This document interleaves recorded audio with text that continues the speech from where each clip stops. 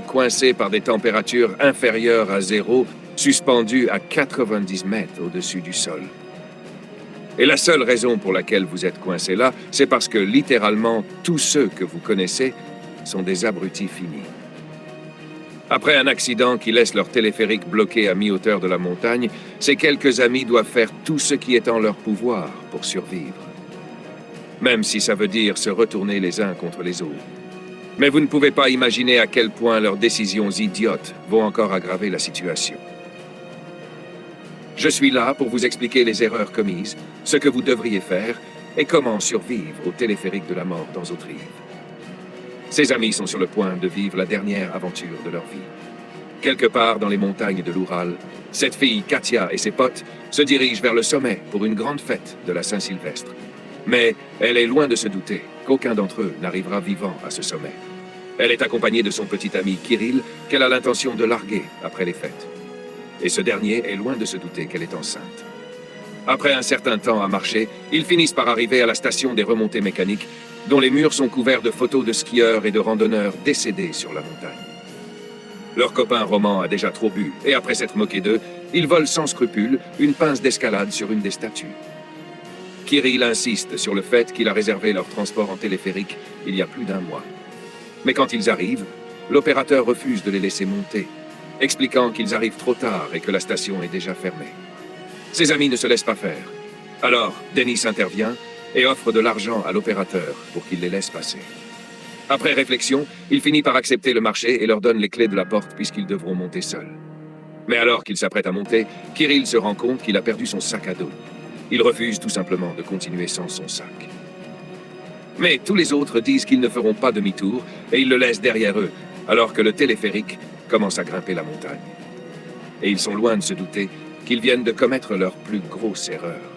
Ok, ces idiots pensent qu'ils vont vivre une aventure amusante pour le nouvel an, mais la vérité, c'est qu'ils s'apprêtent à marcher droit dans un piège mortel. Et en ce qui me concerne, il serait hors de question que je monte dans ce téléphérique.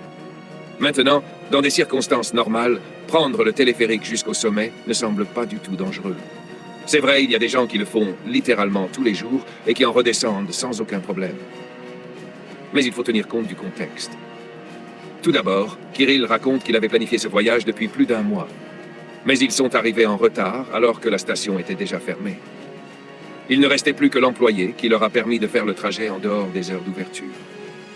Mais en faisant ça, ils ont contourné toutes sortes de mesures importantes qui ont été mises en place pour assurer leur sécurité.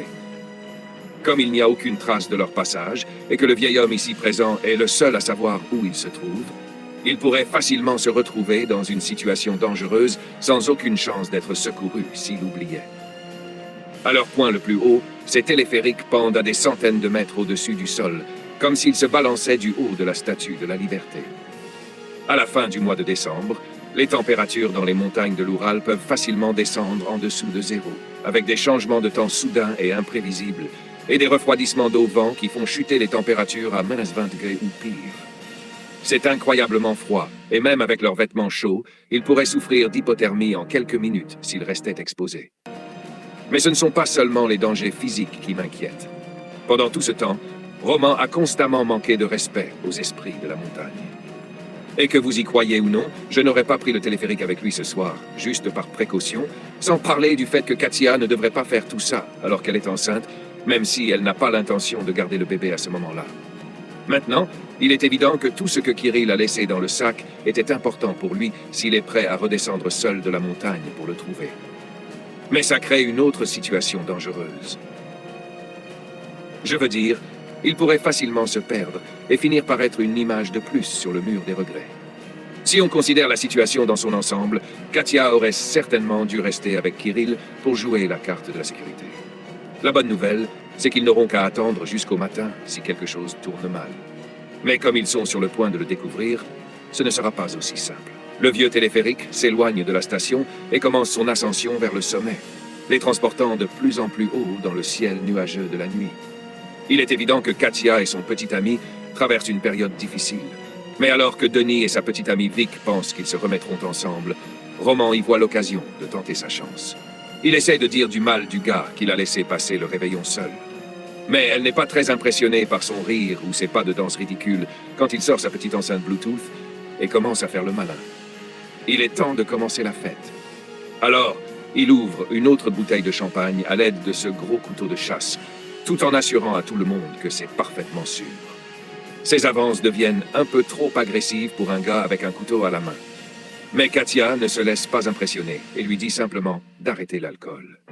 Tout à coup, le téléphérique s'arrête brusquement et ces deux-là s'écrasent l'un contre l'autre.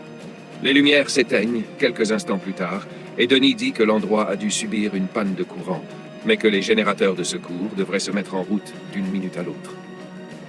À la station, l'opérateur descend les escaliers et se rend dans la salle des machines pour essayer de remettre le téléphérique en marche. Le temps passe et les autres commencent à s'inquiéter. C'est alors que Roman décide de forcer les scellés et d'ouvrir les portes pour pouvoir se soulager.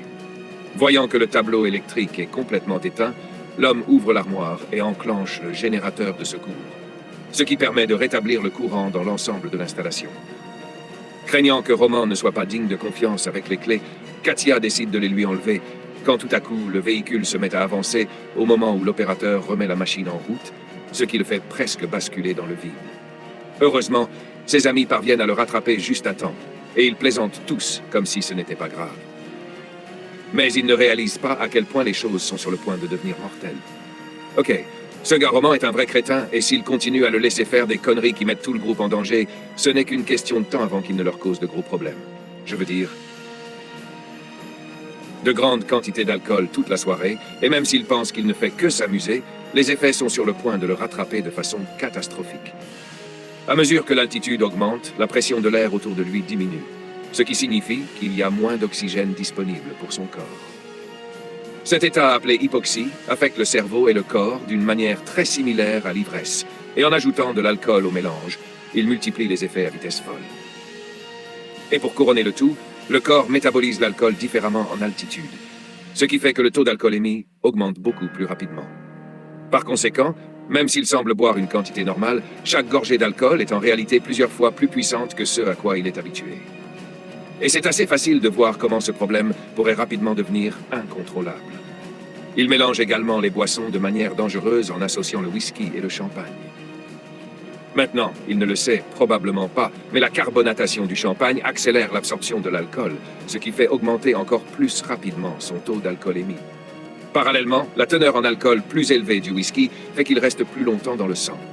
C'est donc comme une réplique qui va le frapper alors qu'il a déjà du mal à rester debout. Mais même s'il s'arrêtait de boire maintenant, il ne serait toujours pas en sécurité. L'alcool a des effets insensés sur le corps, et c'est pourquoi il a autant envie de faire pipi. Comme son corps perd rapidement de l'eau, il va commencer à se déshydrater, ce qui entraînera des maux de tête, des nausées et des troubles de la prise de décision. Ce qui n'est vraiment pas une bonne chose quand on est coincé à des centaines de mètres de hauteur dans un téléphérique. Cela dit, la bonne nouvelle, c'est que la solution est assez simple. Il faut lui retirer son stock d'alcool et lui faire boire de l'eau à la place, au moins jusqu'à ce qu'ils arrivent à la fête. Je lui enlèverai aussi son couteau, parce que même un tout petit incident ici pourrait se transformer en un accident mortel en l'espace de quelques secondes. Il ne faut surtout pas que le type le plus ivre du monde se promène avec des objets tranchants. Bien qu'il ait redémarré, la panne de courant m'aurait fait craindre que le téléphérique ne reste bloqué. Puisqu'il y a toujours du réseau, Katia devrait envoyer un SMS à Kirill et à ses amis au sommet, les informant qu'ils sont en route et de l'heure à laquelle ils devraient arriver, tout en mentionnant que le téléphérique a des problèmes. De cette façon, elle sera certaine que quelqu'un commencera à les chercher s'ils ne se pointent pas à la fête en temps et en heure.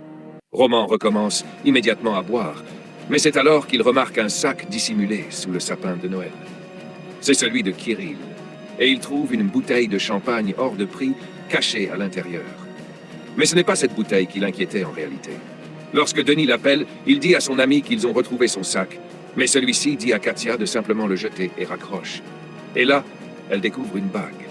On dirait que M. Trist allait faire sa demande en mariage, mais il refuse désormais de décrocher le téléphone, et à ce moment précis, il passe le point où tout le monde perd complètement le réseau, laissant Katia sans aucun moyen de l'appeler et de s'excuser.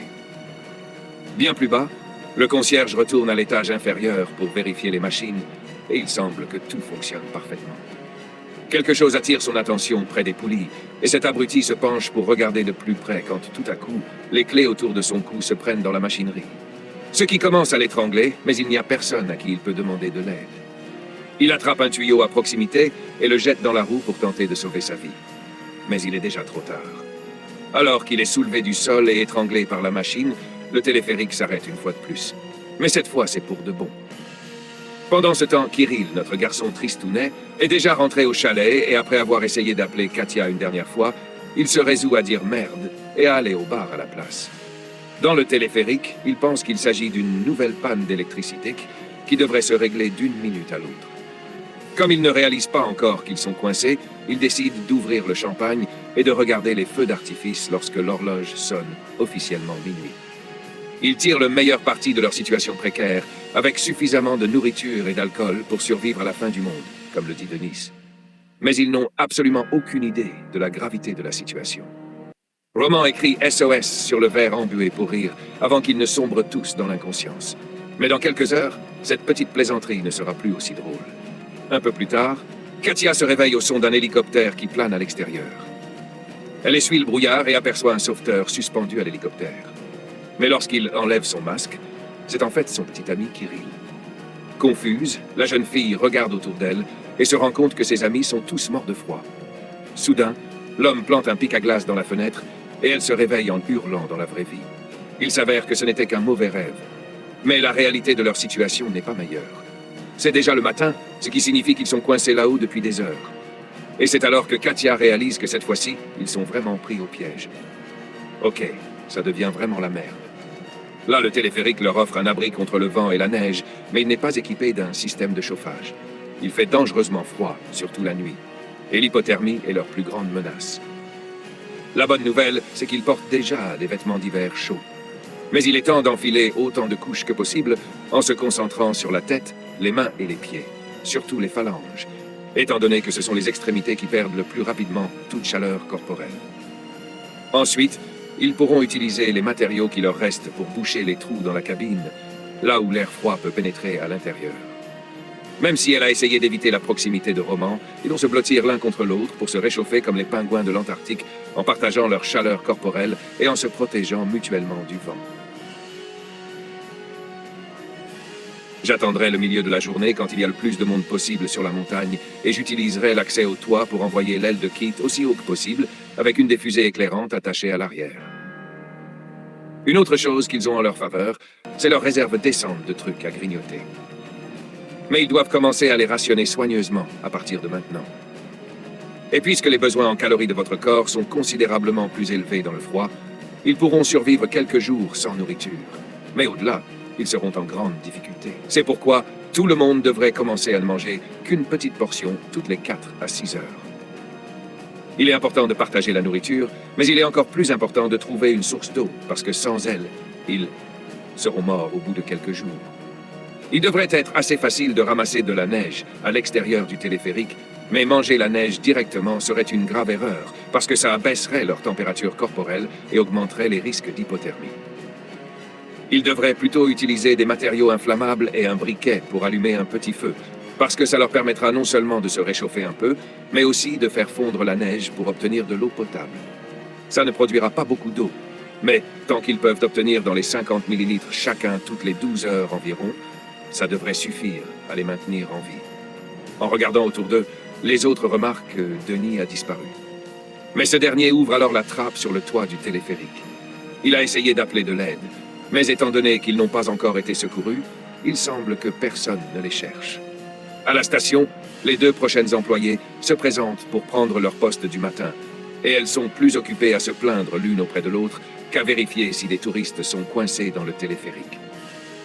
Le groupe ne parvient toujours pas à capter de signal, et la couverture nuageuse est si épaisse qu'il est impossible de les voir depuis le sol. En fouillant dans leur sac, Vika trouve une réserve de fusées de détresse qu'elle place avec le reste de leur matériel. Denis suggère d'essayer de grimper le long des câbles, mais les filles ne le laissent même pas envisager de le faire, disant qu'il est bien trop dangereux d'essayer. Et en regardant vers le bas, Roman estime qu'ils doivent être suspendus à au moins 90 mètres de hauteur. Leur meilleure hypothèse sur ce qui s'est passé est que l'opérateur s'est endormi. Mais ça n'explique pas pourquoi l'équipe du matin n'a toujours pas envoyé d'aide. Vika allume une fusée éclairante et l'envoie par la fenêtre. Mais ils lui disent tous d'arrêter de perdre son temps. Quand elle monte pour démarrer le téléphérique, les deux vieilles dames de la station remarquent qu'il ne fonctionne pas, et bizarrement, l'opérateur de nuit ne s'est pas déconnecté. Mais si nos petits amis espèrent que ces deux-là vont venir les sauver, alors ils vont attendre très longtemps. Après avoir constaté qu'ils risquent d'être coincés ici pendant un certain temps, ils décident qu'il faudrait commencer à rationner leurs provisions. Denis découvre une trappe de secours dans le plancher, alors que Roman reste assis dans un coin à boire encore plus d'alcool. En ouvrant un compartiment de rangement, Vika trouve un harnais d'urgence utilisé pour l'escalade. Mais il ne leur servira pas à grand-chose sans une corde, mais ils ne parviennent pas à en trouver où qu'ils cherchent. Katia s'énerve et dit qu'ils devraient attendre que Kirill leur envoie de l'aide, mais il n'est pas exactement au milieu de sa forme. Lui non plus. Il semble que son ex-petite amie ait bu beaucoup d'alcool la nuit dernière. Il reçoit un appel de sa mère et de sa sœur qui veulent savoir comment s'est passée sa demande en mariage, mais il est obligé de leur annoncer que le mariage est annulé, et il leur dit qu'il les appellera une fois qu'il aura mis de l'ordre dans ses affaires. Ils sont toujours en train de fouiller le téléphérique quand Katia décide de vérifier le compartiment de stockage, et elle est surprise de trouver une corde géante cachée sous un tas de déchets. Consciente qu'il pourrait y laisser sa peau, elle décide de garder le secret pour éviter que Denis ne tente quoi que ce soit de dangereux. Ok, c'est une décision absolument idiote de la part de Katia, et quand ses amis vont l'apprendre, ils vont être furieux. Il ne s'agit pas seulement du fait que quelqu'un pourrait descendre, mais cette corde serait un équipement incroyablement utile quand on aborde tous les aspects de leur stratégie de survie. Et en la cachant, elle fait courir un risque encore plus grand à tout le monde. Elle craint que quelqu'un ne se blesse en essayant de descendre, mais au lieu de l'utiliser pour descendre, la première chose que je ferais serait d'essayer de l'utiliser comme signal de détresse. Voilà ce que je pense. Ils ne peuvent plus utiliser de fusées éclairantes parce qu'ils doivent les garder pour une occasion propice. Mais ils ont peut-être quelque chose d'encore mieux. L'enceinte Bluetooth lumineuse de Roman. Oui, laissons JBL s'exprimer.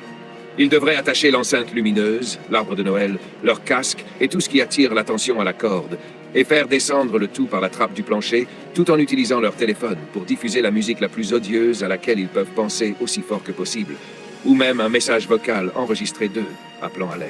Partant clair aussi haut dans les montagnes, le son devrait se propager assez loin, et rien n'attirerait plus l'attention de quelqu'un que d'entendre une musique quelconque provenant d'un objet scintillant dans le ciel. Maintenant, si rien d'autre ne fonctionne, faire descendre une personne vaut quand même le coup, parce qu'ils finiront tous par mourir s'ils restent coincés ici plus longtemps. Ils ne savent pas à quel point la corde est vieille et usée. Alors, par sécurité, ce sont les personnes les plus légères qui devraient descendre en premier. Ce qui veut dire que Roman est hors jeu. Et comme Katia est enceinte, c'est Denis ou Vika qui vont devoir passer en premier. Après avoir choisi un volontaire, ils devront ancrer la corde à quelque chose de solide à l'intérieur du téléphérique, pendant que les autres s'accrocheront pour aider à contrôler la descente. Une fois qu'une personne aura atteint le sol en toute sécurité, le deuxième meilleur grimpeur devra suivre. Mais 2 personnes suffiront probablement. De cette façon, l'équipe au sol et les personnes restées dans le téléphérique auront toujours un compagnon de survie, ou comme nous aimons l'appeler sur la chaîne, un bouclier de viande. Et ça permettra aux personnes en bas de rester ensemble pendant qu'elles iront chercher de l'aide. Le groupe continue de chercher comment envoyer un signal de détresse ou quoi que ce soit qui puisse les aider, mais ils ne sont pas très chanceux, et il fait un froid glacial. Même s'ils sont habillés en conséquence, les heures d'exposition prolongées commencent à les affecter. Ils décident alors d'allumer un feu avec leur petit sapin de Noël pour se réchauffer. Vika consulte son téléphone et constate que ça fait 2 heures que la montagne a été ouverte. Ils ne comprennent pas pourquoi personne ne s'est encore rendu compte de ce qui s'est passé. Mais en fait, c'est parce que les 2 vieilles dames ont décidé de fermer les remontées mécaniques pour maintenance en plaçant un panneau indiquant qu'elles ne seront pas ouvertes avant 10 jours. Au bout d'un moment, Roman est tellement désespéré qu'il envisage d'utiliser le harnais pour essayer de descendre la montagne en zipline. Mais ses amis lui expliquent que les câbles ne fonctionnent pas comme ça et qu'il se retrouvera coincé dans une vallée dès que son poids aura atteint le centre de l'installation. Katia essaie toujours de faire en sorte que tout le monde reste calme, mais son amie Vika commence à paniquer et elle finit par trouver la corde cachée dans le compartiment de rangement. Tout le monde lui reproche d'avoir menti et de ne pas l'avoir dit plus tôt, mais elle jure qu'elle l'a fait pour assurer leur sécurité à tous. En jetant un coup d'œil par la trappe, Il semble que la corde soit assez longue pour que quelqu'un puisse descendre. Alors maintenant, ils n'ont plus qu'à décider qui sera leur volontaire. Mais sa petite amie reproche à Roman de ne rien faire. Vexé, Roman menace de la faire taire, mais la fille s'énerve et le gifle en plein visage, ce qui se transforme en bagarre et provoque la chute accidentelle de la trappe d'urgence à travers le trou. Katia leur crie dessus et menace de jeter la corde s'ils ne se calment pas, ce qui est finalement suffisant pour les faire arrêter. Mais ce ne sera pas la dernière fois que ce mec-là causera des ennuis. Après l'avoir habillé, ils attachent la corde à une balustrade et font un nœud de sécurité improvisé à mi-parcours. De cette façon, il ne tombera pas jusqu'en bas s'ils perdent accidentellement leur prise. Tout se passe bien au début, mais la descente est encore longue. Et à ce moment-là, Denis fait une découverte bouleversante. Il fait tomber sa planche de snowboard dans la neige, ce qui déclenche tout à coup une avalanche impressionnante. Il réalise alors qu'ils sont suspendus juste au-dessus d'un énorme ravin, et la corde est loin d'être suffisante pour qu'ils puissent atteindre le fond. Inquiet, il demande aux autres de le remonter, mais il est beaucoup plus lourd que ce à quoi il s'attendait. Dans un moment de panique, il commence à essayer de remonter seul le long de la corde, mais il glisse tout à coup par inadvertance et retombe jusqu'en bas. La corde tendue prend Roman par surprise, l'entraîne dans le trou et ronge le nœud de sécurité qui entaille la jambe de Vika. Katia passe son bras dans la corde et elle parvient à les rattraper juste à temps, mais elle ne pourra jamais les remonter toute seule. Roman le réalise tout de suite. Alors il sort son couteau sans hésiter, et avant que qui que ce soit ne puisse l'arrêter, il sectionne la corde, la détachant d'Icelle et le précipitant dans la mort des centaines de mètres plus bas. Les filles sont sidérées et le regardent remonter par le trou, conscientes qu'il vient de sacrifier leur ami au profit de sa propre vie. Ok, Roman vient de les trahir en beauté, et je ne parle pas seulement d'un meurtre de sang-froid. Cette corde était leur meilleure chance de survie, et maintenant qu'il l'a coupée et qu'il a perdu le harnais, ça paralyse complètement leur capacité à l'utiliser par la suite. La vérité, c'est que le plan était en quelque sorte voué à l'échec dès le départ, parce qu'ils ont décidé d'attacher leur harnais de sécurité à cette poignée minable dont la résistance à la traction était comparable à celle d'un cordon. Un point d'attache beaucoup plus sûr aurait été les supports sur le toit du téléphérique, ou même ces petits anneaux juste en dessous de la trappe d'évacuation. Denis a immédiatement paniqué quand il a vu qu'il n'avait pas assez de cordes pour arriver tout au fond. Mais s'il était resté calme et avait continué à descendre, il aurait pu s'approcher suffisamment pour se balancer et rejoindre la falaise, ce qui lui aurait permis de s'y accrocher et de se hisser à partir de là. Ça aurait été dangereux, certes, mais après avoir vu comment la tentative de remonter s'est soldée pour lui, peut-être que s'en tenir au plan avec un léger ajustement aurait été le meilleur choix en définitive. Maintenant, en ce qui concerne Roman, il est évident que les filles ne peuvent plus lui faire confiance et qu'elles vont devoir faire quelque chose avant qu'il ne s'en prenne à elle cette fois. Perso, je n'empêcherai pas Vic de lui marcher sur les mains et de le faire tomber après ce qu'il a fait à son petit ami. Mais si les filles ne sont pas encore prêtes à le tuer, Katia devrait l'assommer avec l'extincteur pendant qu'il est distrait et utiliser une partie de la corde pour l'attacher.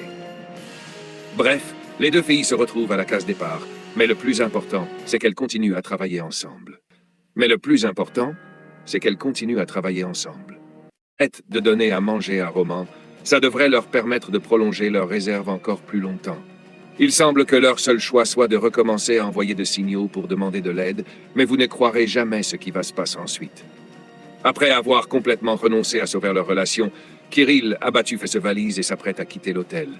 Il essaie une dernière fois de voir si Denise et les autres sont revenus, mais comme il n'y a aucune trace d'eux dans leur chambre, il trouve un taxi et se rend tout seul, à l'aéroport.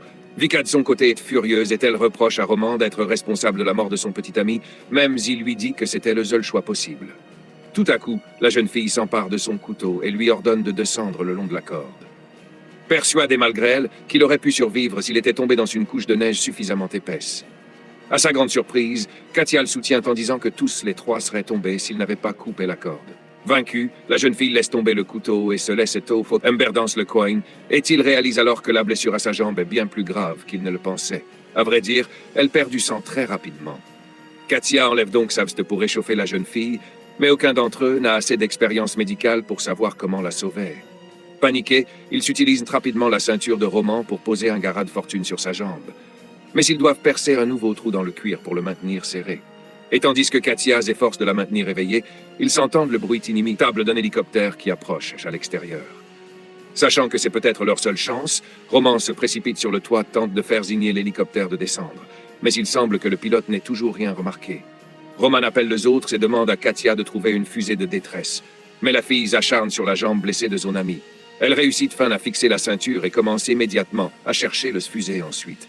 Et elle en allume une dès qu'elle arrive sur le toit. Mais il est déjà trop tard. Et l'hélicoptère disparaît derrière les montagnes sans savoir remarquer où il se trouvait. Ça pousse finalement Roman à bout et il commence à se déchaîner contre elle pour leur avoir fait rater leur meilleure opportunité. Visiblement furieux, il la projette sur le toit du téléphérique et elle finit par tomber directement sur le loquet, le bloquant accidentellement et le laissant tous les deux sans aucun moyen de retourner à l'intérieur. Pendant ce temps au sol, Kirill ne sait toujours pas ce qui se passe du côté de Zami. Voyant qu'il semble contrarié à propos d'une fille, le chauffeur tente de lui donner quelques conseils, mais il met de la musique triste pour le faire taire, persuadé que leur relation ne pourra jamais être sauvée. Au cas où. Et je veux vraiment simplement dire, waouh, cet épisode parti du Panthéon de comment battre. Je pense que notre garçon triste s'est révélé être le plus intelligent du groupe en fin de compte. Et d'au moins, il sera toujours là pour expliquer ce qui s'est passé quand ils retrouveront vos corps congelés d'ici plusieurs jours. Quant à toi, Katia, je suis en colère et déçu parce que tu viens de faire une connerie monumentale. Honnêtement, tu sais que la situation est critique quand tu me forces à donner raison à Capitaine Indésirable. Mais sérieusement, il faut que quelqu'un prenne du recul et réfléchisse à la façon dont vous vous retrouvez tous dans des situations foireuses. Prendre le téléphérique après les heures d'ouverture était franchement une erreur. Il n'y a aucune chance que vous ayez pu prévoir que ça tomberait en panne. Mais chacune des décisions que vous avez prises depuis donne l'impression que vous essayez tous intentionnellement d'accélérer votre propre mort. Picoler jusqu'à en perdre connaissance, alors que vous êtes piégé dans un véritable congélateur à plusieurs centaines de mètres au-dessus du sol. C'était stupide. Ne pas essayer d'appeler à l'aide avant presque 24 heures. Stupide aussi. Cacher la corde qui était votre meilleure chance de descendre. Ça n'avait pas de prix, mais non. Donc, incroyablement stupide aussi. Et ensuite, juste au moment où je pensais avoir tout vu, Katia, tu laisses un hélicoptère vous échapper et tu te retrouves coincé sur le toit avec un cinglé ivre armé d'un couteau qui veut te tuer ou faire quelque chose de pire encore. Tu viens de dire que tu n'as pas les compétences médicales pour aider Vika. Alors, explique-moi en quoi le fait de jouer avec sa jambe en sang est plus productif que de faire signe aux gens qui se sont littéralement entraînés toute leur carrière pour cette situation précise. C'est comme si Batman arrivait pendant que tu te faisais voler et que tu lui disais « Non merci, je vais gérer ça moi-même ». Si tu avais pris une fusée de détresse et que tu étais monté sur le toit, comme l'a dit Roman, vous seriez tous les trois en train de profiter d'une belle balade en hélico jusqu'en bas, avec des couvertures et un chocolat chaud. Mais à présent, on dirait que vous êtes sur le point de participer à un match en cage 1 contre 1. Et il se terminera quand le perdant se demandera combien de temps il lui faut pour tomber d'une hauteur de 90 mètres sans parachute. Ce n'est pas exactement la façon dont tu pensais que le nouvel an allait se dérouler, hein, Katia. Mais je suppose que c'est ce qui arrive quand on a merdé de A à Z. Les deux qui sont toujours bloqués sur le toit essaient de crier à Vika de les laisser entrer. Mais elle est au seuil de la mort et n'a pas assez d'énergie pour grimper à l'échelle. Leur tentative pour l'ouvrir de leur côté ne fonctionne pas non plus. Mais c'est alors que Roman remarque la clé accrochée au cou de Katia. Si quelqu'un descend, il pourra ouvrir les portes depuis l'extérieur. Et bien qu'au départ, ça ressemble à une suggestion, le jeune homme lui fait rapidement comprendre qu'il ne lui laisse pas le choix. Il la menace avec le couteau et la force à reculer, au point de se retrouver au bord du précipice. Mais Katia tend la main, saisit la dernière fusée et commence à l'utiliser pour le faire reculer. C'est une contre-attaque plutôt pathétique, parce que tout ce que Roman a à faire, c'est de rester en retrait et d'attendre que les étincelles finissent par s'éteindre. Mais quand il revient pour le deuxième round, elle lui assène un coup de fusée encore incandescente sur le visage, ce qui a pour effet de le faire reculer et de mettre le feu à la capuche de sa veste. Après l'avoir jeté juste à temps, il arrache un morceau de la structure métallique et commence à s'en prendre à elle, l'obligeant à passer par-dessus le bord. Alors qu'elle est en suspension, il commence à lui donner des coups de barre métalliques et il la nargue. Alors qu'elle s'accroche désespérément à la paroi latérale du téléphérique, elle esquive les coups et parvient finalement jusqu'à la serrure de la porte. Puis elle l'ouvre d'un coup de pied, ce qui lui permet de se laisser tomber en toute sécurité à l'intérieur de la cabine. Roman, lui, est toujours coincé sur le toit, mais elle se retourne rapidement pour l'enfermer à l'extérieur, s'assurant ainsi qu'il ne pourra pas revenir à l'intérieur. Au-dessus, il commence à faire levier sur le loquet de la trappe de toit avec son bâton, et Katia se précipite pour la maintenir fermée. Dos au précipice, il s'acharne sur la barre et frappe aussi fort qu'il le peut. Mais aveuglé par la frustration, il tape tellement fort qu'il finit par faire céder le support de la cabine et à perdre l'équilibre, basculant du bord droit vers le ravin, sans fond. Katia, quant à elle, tombe lourdement de l'échelle et s'assomme à quelques centimètres seulement de la trappe ouverte. La nuit est tombée quand Kirill arrive à l'aéroport. Il parcourt les réseaux sociaux de son ex-petite amie et ne peut s'empêcher de se remémorer tous les bons moments qu'ils ont passés ensemble. Sur un coup de tête, il décide d'appeler la réception de l'hôtel. Mais bizarrement, on lui répond que ses amis n'ont toujours pas quitté l'hôtel et ils ne sont même pas retournés dans leur chambre, à vrai dire. Il vérifie à nouveau leur profil et remarque qu'aucun d'entre eux n'a posté le moindre message depuis des jours. Et c'est là qu'il comprend enfin qu'ils doivent avoir eu des ennuis. Il court jusqu'au taxi, dit au chauffeur qu'il doit retourner à l'hôtel.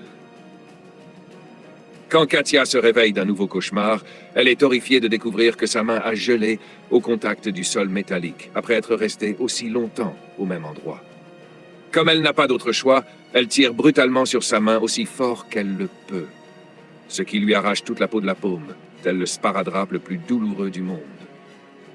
Elle se dirige vers Vika et tente désespérément de la réveiller.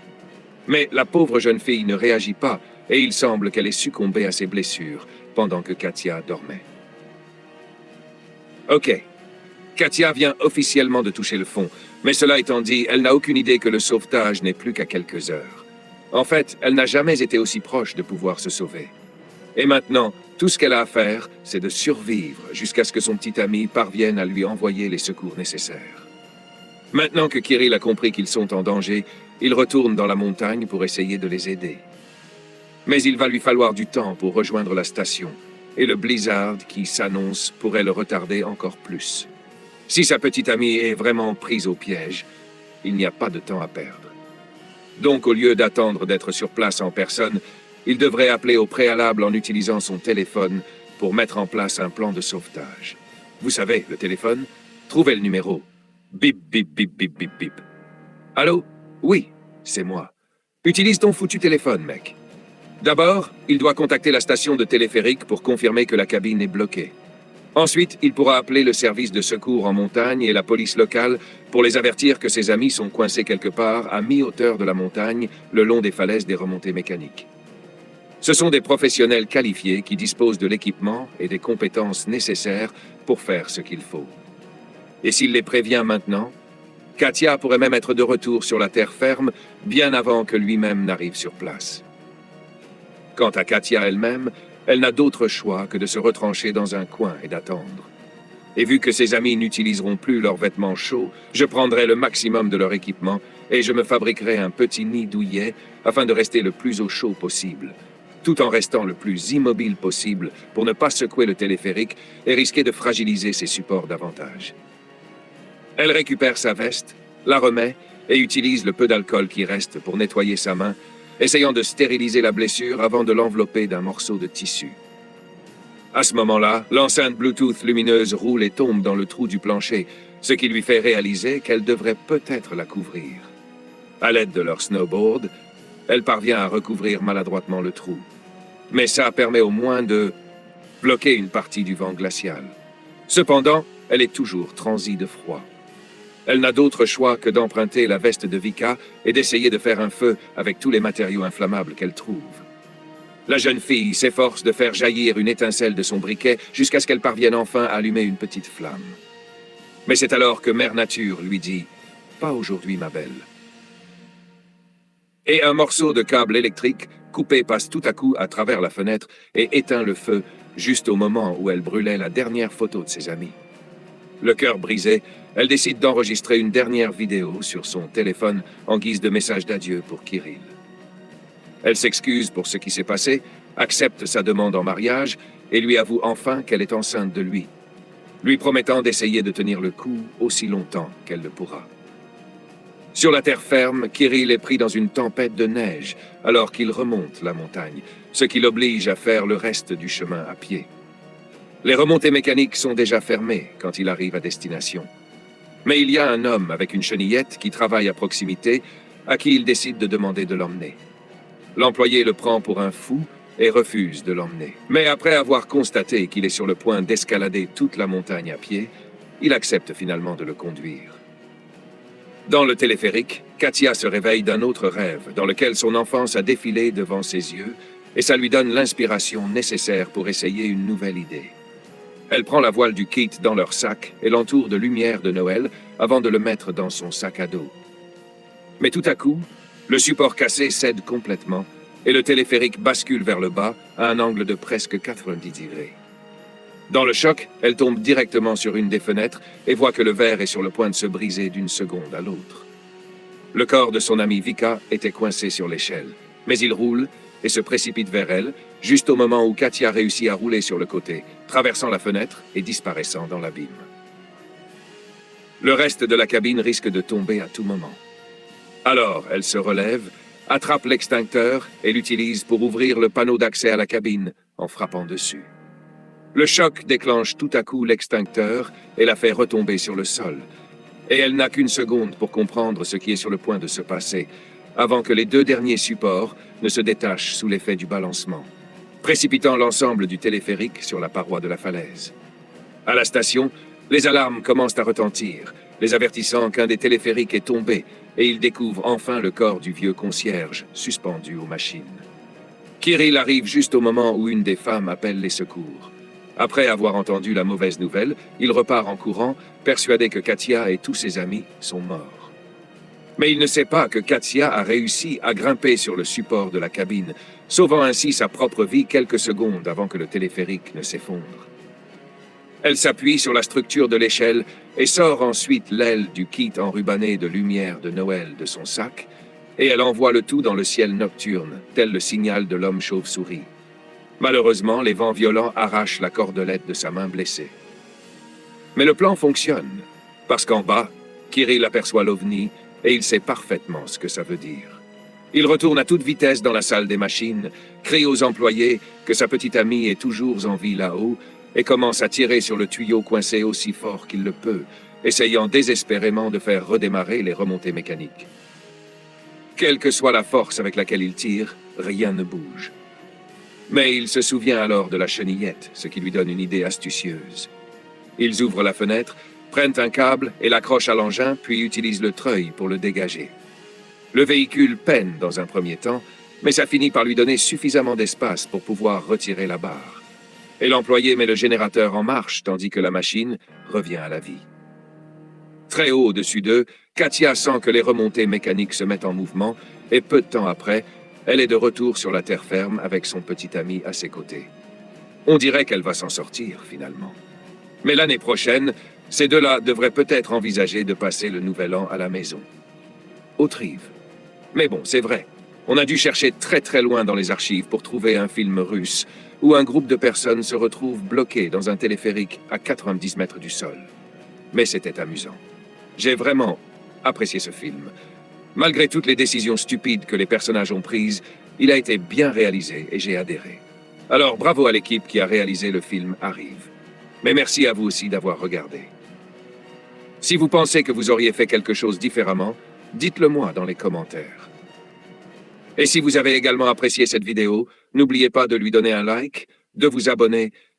Voilà, c'était la première vidéo que je crée seul. N'hésitez pas à liker, vous abonner. Merci d'avoir regardé et restez sur la chaîne. Pour l'instant, je vous dis au revoir.